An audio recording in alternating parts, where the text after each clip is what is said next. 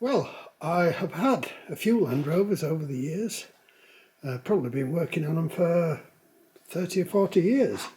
But in fact, I've got a few Land Rovers now. But I've never had to mess about with the wheels and tyres too much because I must have always bought them with good tyres. Anyway, had a puncture the other day and a couple of things took me by surprise. Now the first surprise was I've run out of patches, so I can't mend the tube anyway. So I thought, never mind, I'll put a tubeless valve in and mend the tubeless tyre, which is this one. Now, it isn't always a good idea to put tubes in tubeless tyres because they have these ridges in them which I have found in the past can wear through the tubes. Years ago I had a Datsun pickup that somebody put tubes in all round, and it used to puncture every few hundred miles because the tubes were worn away. That's a different story though. So, found myself a tubeless valve, popped it in there. Now you shouldn't be able to do that. You should not be able to push them in and out with your fingers. The hole's too big.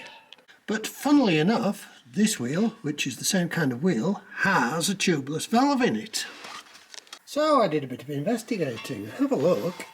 The Land Rover steel rims, and it seems most of them are like this, are rims for tubed tyres because they don't have this secondary bead which helps create the seal, and if you hit a curb or anything like that, it helps to stop the tyre pushing off and letting all the air out. So they should have tubes in. So I put a temporary spare tyre on the Land Rover, spare wheel on, bought myself a couple of tubes as spares, and when they came, guess what? The stem of the valve is much smaller. One thing after another. And it's all because I hadn't researched enough. It turns out that the Land Rover rims are drilled for T15 valves and the common ones are T13s. I suppose that's 13mm or 15mm, and actually I think it was ½ inch or 5/8 or something like that, but I'm not sure.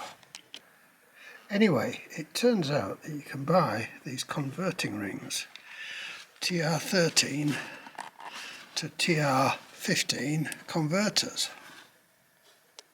So here we are, got the wheel back on, and now I know a lot more about Land Rover tyres and wheels than I did last week. So I hope this video has helped you, or that you have found it interesting. Thank you for watching.